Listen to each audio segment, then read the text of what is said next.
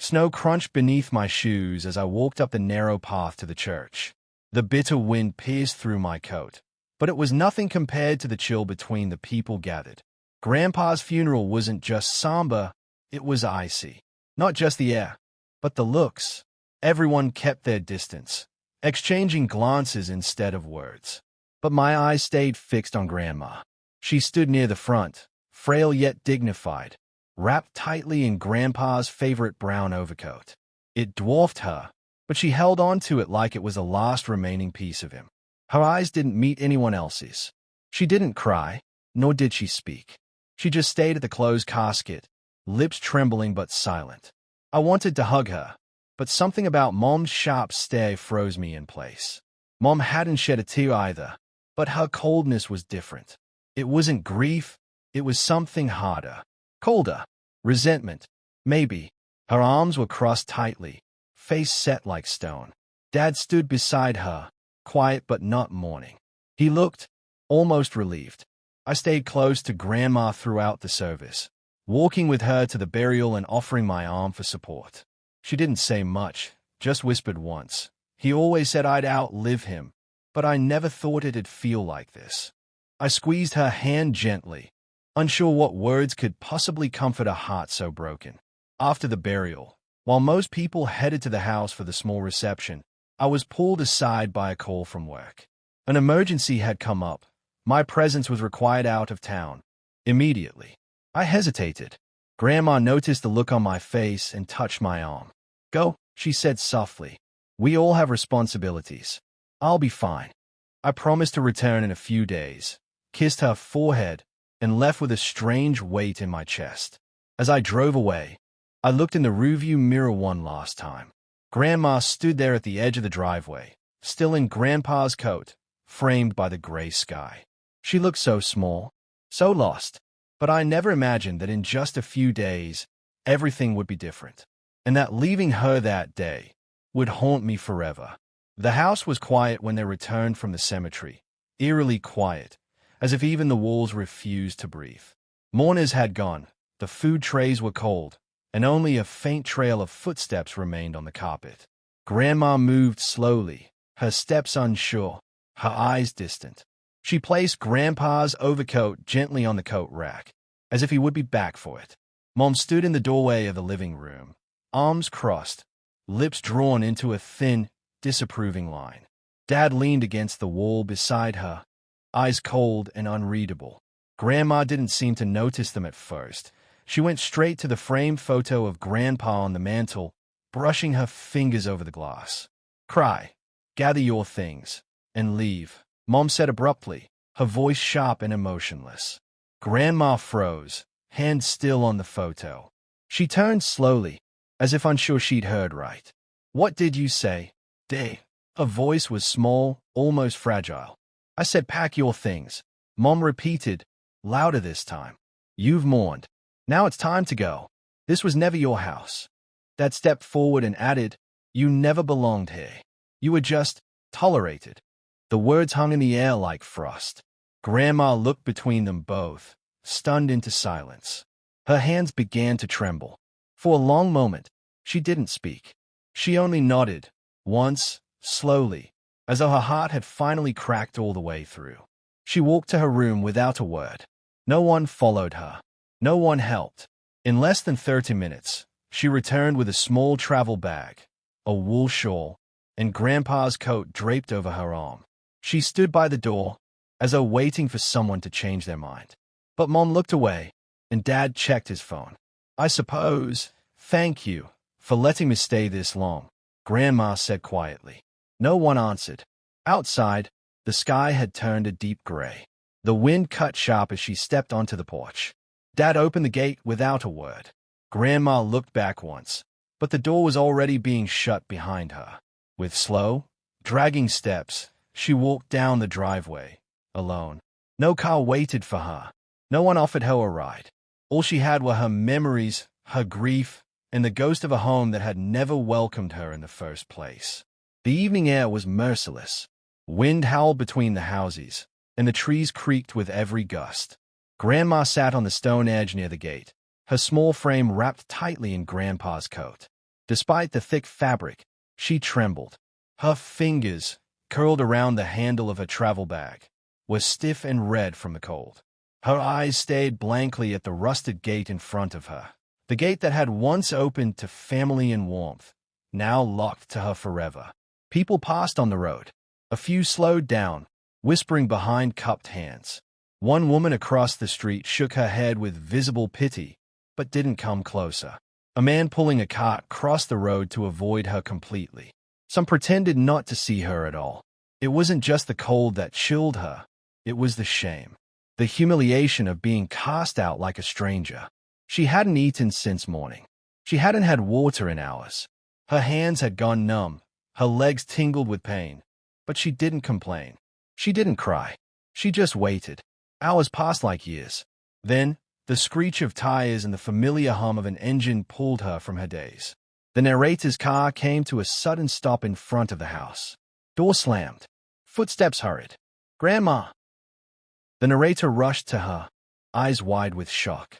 Grandma tried to smile, but her lips barely moved. Her voice cracked as she whispered, "I thought you were coming next week. What are you doing out here? Why didn't you go inside?" Grandma glanced at the gate. "They changed the locks. Told me to leave." The narrator dropped to her knees beside her, quickly taking her hands into their own. "Your fingers are frozen. How long have you been here?" "A while," she said faintly. "I didn't want to disturb anyone." Tears welled up in the narrator's eyes. This wasn't just neglect. This was cruelty. Come with me. We're leaving." With care, the narrator helped her up, wrapping an extra scarf around her shoulders. As they walked toward the car, the neighbors peeked through curtains, murmuring behind closed doors. But none of them moved. None of them helped. The gate behind them stayed locked, both literally and symbolically. But the narrator knew, from this moment forward, they'd never let her sit alone in the cold again. The tires hadn't even cooled when the narrator stormed through the front door, fury burning hotter than the winter wind outside. The house looked the same.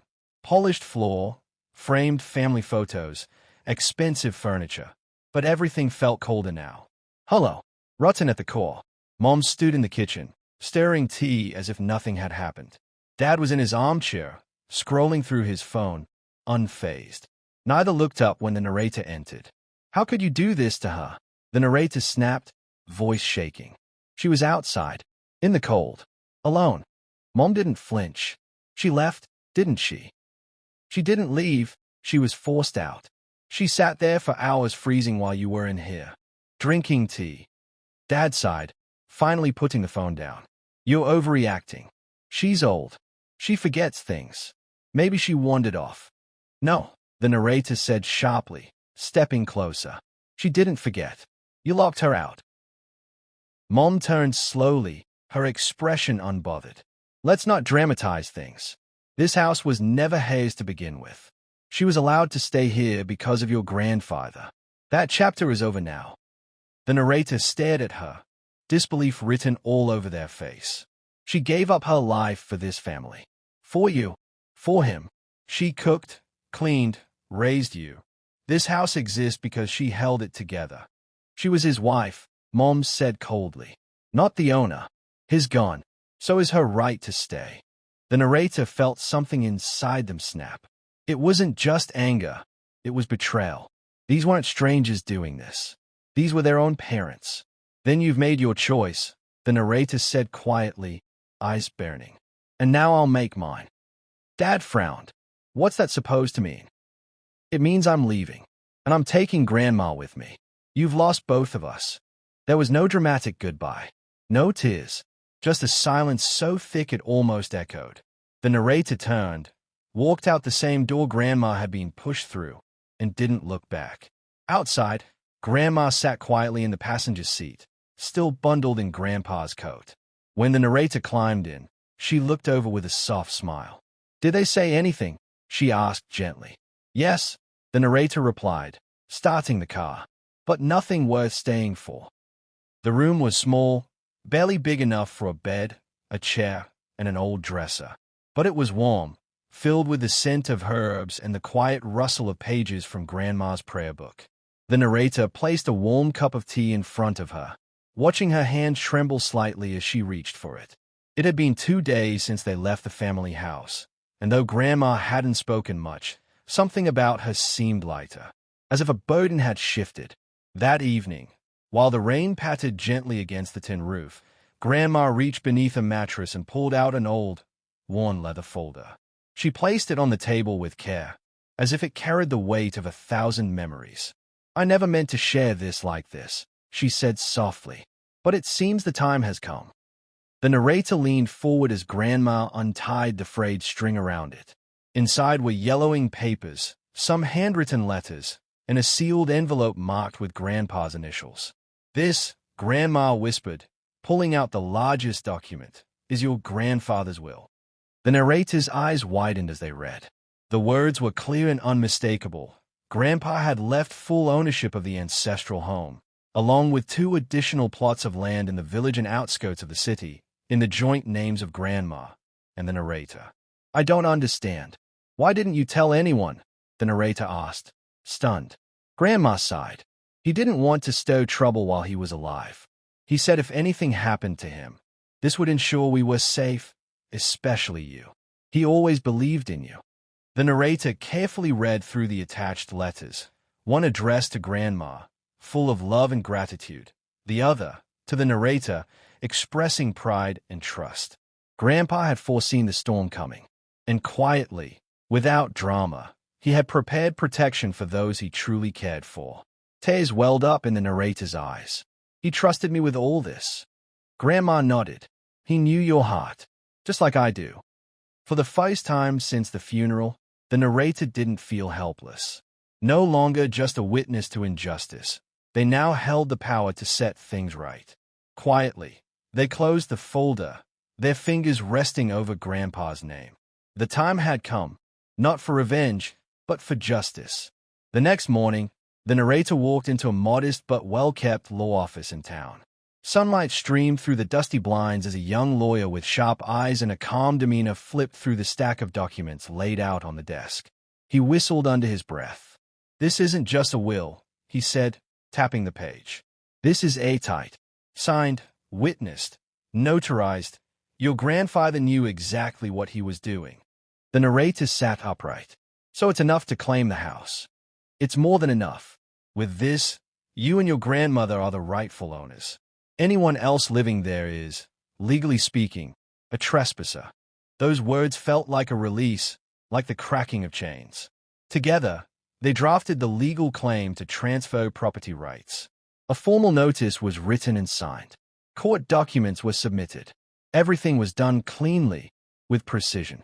While the legal wheels began to turn, life in Grandma's new space began to change. With the help of the narrator, she was taken for a full checkup. Her blood pressure had been dangerously high.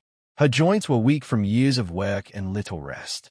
But with each day, as the pills began to work and warm meals were shared, her spirit returned. One afternoon, she laughed, truly laughed, over a pot of spicy okra stew she had just taught the narrator to make. It was the first time the narrator had heard that sound since before Grandpa passed. That laugh, small and cracked as it was, felt like sunshine breaking through heavy clouds. Then came the moment they had quietly waited for. The notice was delivered. A clean envelope with the family's last name in bold letters arrived at Mom and Dad's house. The delivery man said later that Mom had ripped it open at the gate, her eyes scanning quickly, then going pale. Dad snatched the paper from her, reading with disbelief. There it was, in black and white. Legal claim filed. Property ownership in dispute. 7 days to respond. Inside the house, silence fell like thunder. The same walls that once held pride now echoed with fear. For the first time, they realized they weren't untouchable. That Grandma's silence wasn't weakness. That the child they dismissed now held power.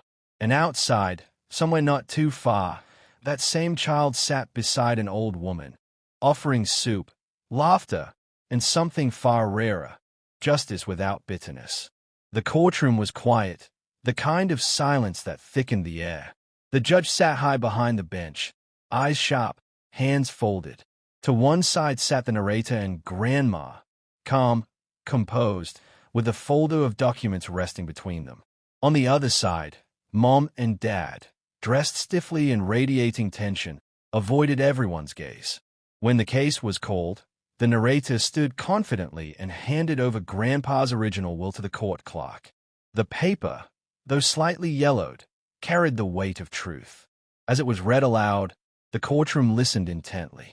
I, Chief O'Binna, in full sound mind, leave the ancestral home at 7 Riverbend Lane, along with adjoining plots 3 and 4, solely to my beloved wife, Nneka O'Binna, and to my granddaughter, Amaka O'Binna. Mom's mouth parted slightly, but no words came. Dad blinked rapidly, as if the words were still catching up to him. The narrator glanced across the room, watching their expressions shift from confusion to disbelief, and then to something closer to fear. They hadn't expected this.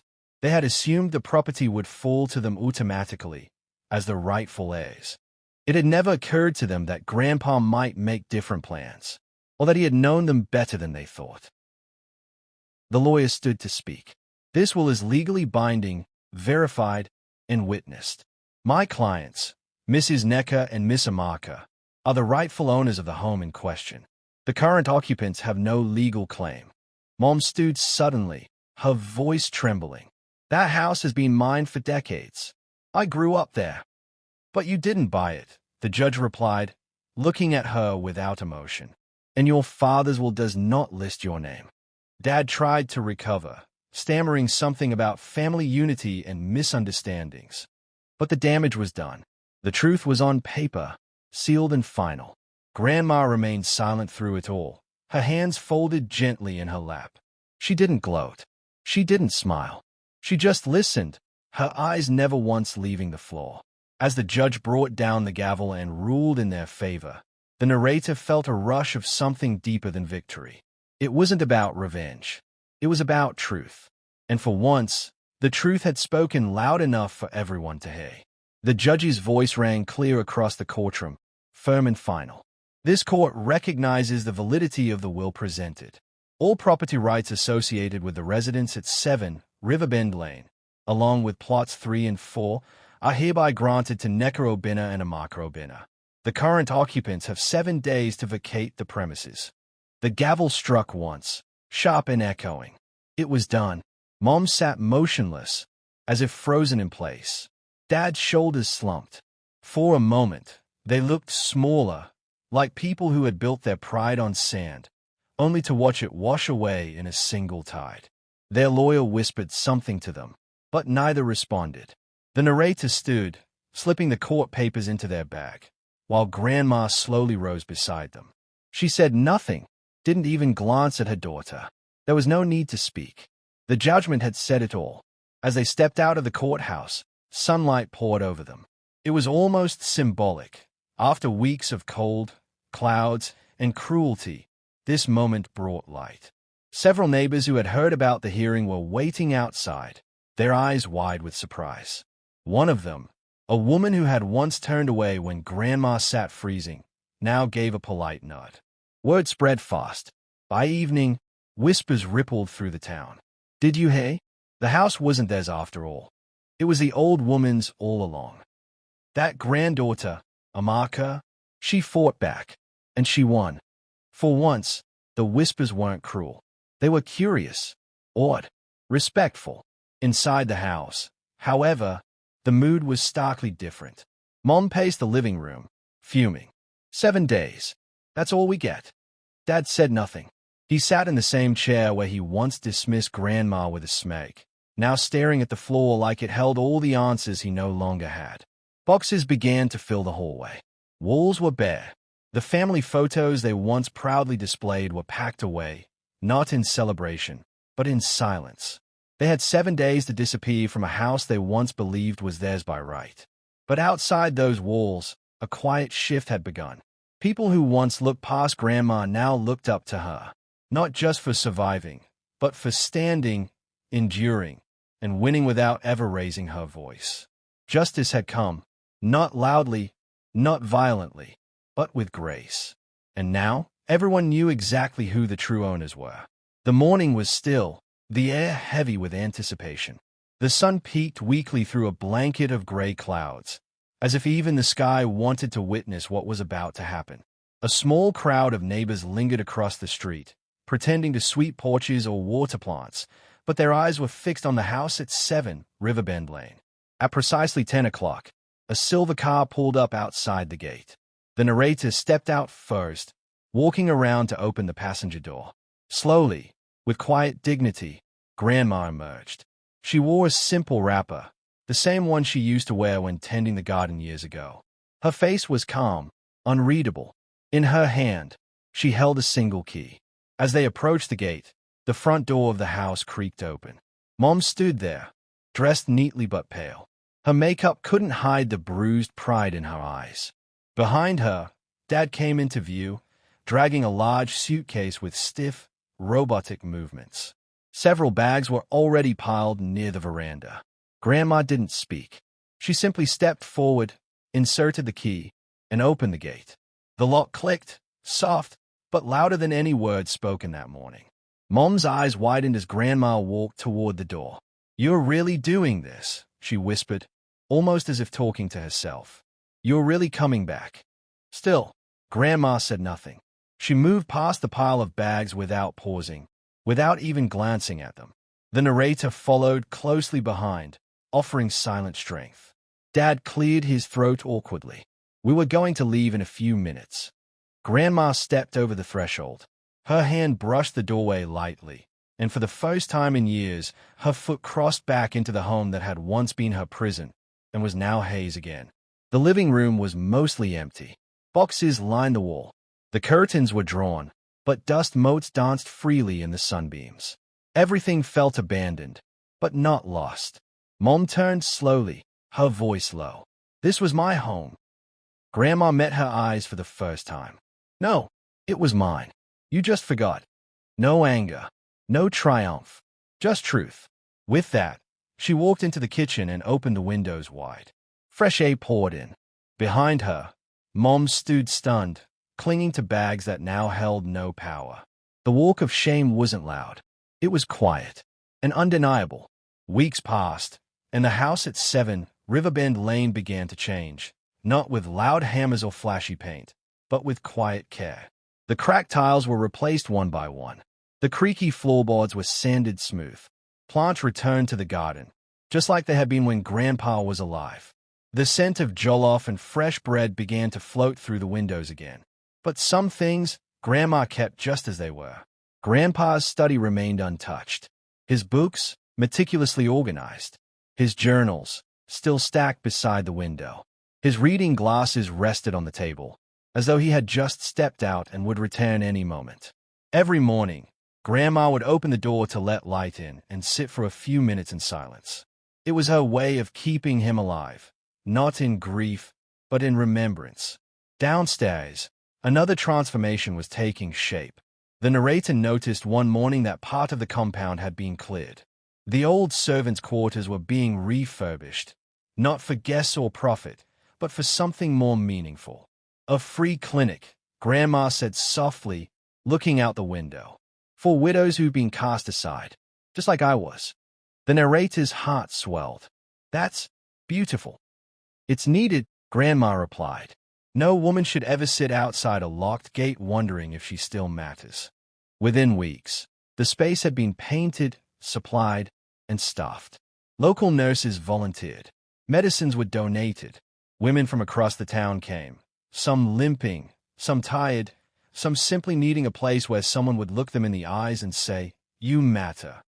The townspeople began to talk, not in hushed tones this time, but with reverence. "Did you hear? She turned that house into a healing place. That old woman, she's not just strong, she's wise. They called her weak, but look what she's done." The same neighbors who once watched her shiver at the gate now greeted her with respect. Children waved as she passed by. Young women visited her for advice. Even the mayor came to tour the new clinic, offering a plaque in her honor. But Grandma never sought the spotlight. She simply continued watering her plants, tending to her late husband's study, and sitting on the porch with quiet peace. Her home, once a place of rejection, was now a refuge. A legacy. a testament to quiet strength that didn't need to shout to be heard. The sun had barely set when a hesitant knock echoed through the house. The narrator looked up from the kitchen table, eyes narrowing. Grandma, seated in her favorite chair by the window, didn't move. Another knock came, louder this time, almost urgent. The narrator opened the door. There they stood, Mom and Dad, but not the proud, sharp-tongued figures of months ago. Their clothes hung loose, worn from wear. Mom's once perfect hair was now frizzed and streaked with gray. Dad looked thinner, his eyes sunken, his hands trembling as he clutched an envelope of worn medical papers. "We need help," Mom said, voice barely more than a whisper. Dad added, "The job fell through. My blood pressure's out of control." And he looked at Mom, who lowered her gaze in shame. "She hasn't eaten properly in days." Grandma remained seated, unmoving, her eyes fixed on the soft glow of the lantern. It was the narrator who spoke first, voice cold. "Why he? Why now?" "We didn't know where else to go," Mom replied, the edges of her voice cracking. The narrator stepped aside slowly. "You'll have to speak to her." Mom and Dad stepped into the house hesitantly, the same house they had once claimed as their own. Each step they took echoed like guilt across the floorboards. Finally, they stood before Grandma. She looked at them calmly, her hands folded in her lap, her expression unreadable. "You told me I never belonged here," she said softly. "You said this wasn't my home. So tell me, why are you at my door now?" Neither of them could speak. Tears filled Mom's eyes. She dropped to her knees, her voice shaking. "I was wrong. We were wrong. I didn't understand what I was doing. Please, Mama, I'm begging you." Dad followed, slowly lowering himself beside her. "We have nothing left," he said, choking on the words. "We didn't come to claim. We came to ask." The narrator stood silently in the corner, watching as the same people who once turned their backs now knelt in shame before the woman they had betrayed. Grandma took a deep breath. "It is a heavy thing," she said, "to fall to your knees in the same place you once stood with pride." And in that moment, the house was silent once more, except for the quiet sound of pride finally breaking. The following morning, the house was quiet, save for the soft chirping of birds outside. The storm had passed, not just the one in the sky, but the one that had raged for months inside their lives. Mom and Dad remained in the guest room, humbled, too ashamed to speak. They ate the food placed before them, nodded respectfully, and kept their eyes down. There was no trace of arrogance left. Grandma moved through the house with her usual calm, watering her plants, folding fresh laundry, humming a hymn as she worked. But the air around her had shifted. Where there once was tension in her shoulders, there was ease. Where there once was hesitation in her step, now there was quiet authority. That afternoon, she sat them both down at the dining table. "I'm not your enemy," she said simply. "I never was. I was your mother, your protector, even when you turned away." Mom's eyes welled with tears again, but she didn't speak. "I forgive you," Grandma continued. "But don't think for a moment that I've forgotten.